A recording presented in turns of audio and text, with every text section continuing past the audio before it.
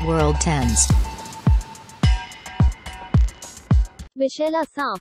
उनकी गिनती के आधार पर 250 से 400 जहरीले सांप होते हैं। इनमें true viper, pit viper, cobra और समुद्री सांप शामिल हैं।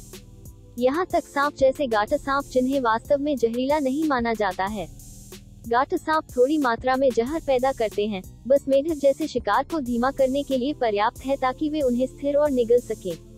जहर के विकास को सांप के विकास की कुंजी के रूप में देखा गया, जिससे उन्हें अपनी मांसपेशियों को छोड़ने और अपने शिकार को वश में करने के साधन के रूप में कसना पर निर्भरता को नकारते हुए अधिक मोबाइल और तेज बनने की अनुमति मिली। सांप के जहर। विष कई प्रकार के होते हैं। दो मुख्य प्रकार हैं, एक न्यूरोटॉक्सिन जो तंत्रिका तंत्र के कुछ हिस्सों को पनडुब्बी बना देता है, विशेष रूप से वे जो श्वास और हृदय गतिविधि को नियंत्रित करते हैं, और दो हेमोटॉक्सिन जो रक्त और ऊतक को नष्ट करते हैं। कुछ सांपों में न्यूरोटॉक्सिन और हेमोटॉक्सिन दोनों के साथ जहर होता है। दूसरों में कोवुलेंट होते हैं जो रक्त के थक्के का कारण बनते हैं, या थक्कारोधी होते हैं जो थक्के को रोकते हैं और व्यापक रक्तस्राव का कारण बनते हैं। जहर सबसे पहले और सबसे महत्वपूर्ण एक खिला अनुकूलन है जिसका उपयोग शिकार को वश में करने के लिए किया जाता है। सर्पदंश के शिकार लोग लकवाग्रस्त हो जाते हैं और कुछ नहीं कर पाते क्योंकि वे पहले सिर को निगल लेते हैं।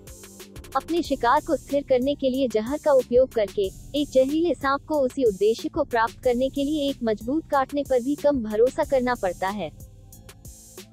जहरीले सांप जहर डाट मेढक और कुछ समुद्री जीवों के विपरीत आंतरिक रूप से अपने जहर का निर्माण करते हैं जो अपने भोजन से अपने विषाक्त पदार्थों को प्राप्त करते हैं। सांपों के सिर में एक दर्जन या तो अलग अलग ग्रंथियां होती हैं और इनमें से कई जहरीले स्राव पैदा करती हैं। मौसम के साथ जहर का उत्पादन अलग अलग हो सकता है और इसके इस्तेमाल के बाद खुद को फिर से भरने में लगभग 1 महीने का समय लगता है। फारसी और अफ्रीकी स्कैल्ड वाइपर के अध्ययन से संकेत मिलता है कि जहर का उत्पादन गर्मियों में बढ़ता है और शरद ऋतु और सर्दियों में गिर जाता है, एक चक्र जो सांपों के प्राकृतिक भोजन और उपवास ताल के समानांतर होता है। ऑस्ट्रेलिया के बाघ सांप और टाइपन और समुद्री सांप की कुछ प्रजातियों में सबसे जहरीले जहर होते हैं, जबकि विषाक्तता एक चिंता का विषय है। कुछ वैज्ञानिक मानते हैं कि वाइपर परिवार घातक हो सकता है क्योंकि भले ही उनका विषाक्तता स्तर कम हो, वे बहुत अधिक विष का इंजेक्शन लगाते हैं। सांप के जहर की शक्ति को कैसे मापा जाता है? एक तरीका है चूहों के समूह में जहर डालना। 24 घंटे में 50% चूहों को मारने वाले जहर की मात्रा को घातक खुराक या LD50 कहा जाता है और प्रति किलोग्राम माउस के जहर के मिलीग्राम में मापा जाता है। LD50 संख्या जितनी कम होगी विष उतना ही अधिक शक्तिशाली होगा। ऑस्ट्रेलिया के एक टाइपन का LD50 0.25 मिलीग्राम है। किंग कोबरा और वेस्टर्न डायमंडबैक रेटल स्नेक के लिए यह क्रमशः 1.7 मिलीग्राम और 18.5 मिलीग्राम है। सांप के जहर कैसे काम करते हैं? सांप के जहर कुछ ही सेकंड में काम करना शुरू कर देते हैं। विष में एंजाइम के साथ ऊतकों को तोड़ते हैं, रक्त और अन्य तरल पदार्थ ऊतकों में रिसने लगते हैं और रक्त थक्का बनने की क्षमता खो देता है। सांप के जहर की ताकत सांप की उम्र के आधार पर भिन्न होती है। जब वह आखिरी बार खाता है, दिन के समय हड़ताल होती है, नुकीले त्वचा में कितनी गहराई तक घुसते हैं और कितना जहर इंजेक्ट किया जाता है। वाइपर। ट्रू वाइपर की लगभग 40 प्रजातियां हैं। इनमें यूरोप के आम योजक, उत्तरी अफ्रीका के पफ योजक और सींग वाले वाइपर, सैंड वाइपर और अमेरिका के रेटलस्नेक शामिल हैं।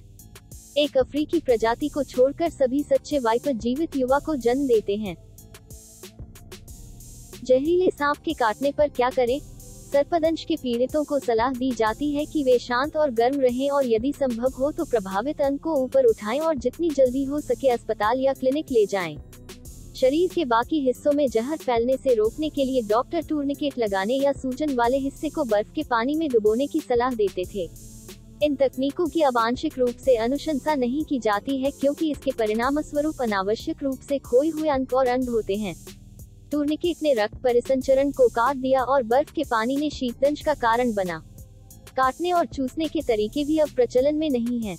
Thanks for watching. For more videos hit like, share and subscribe to our channel World Tens.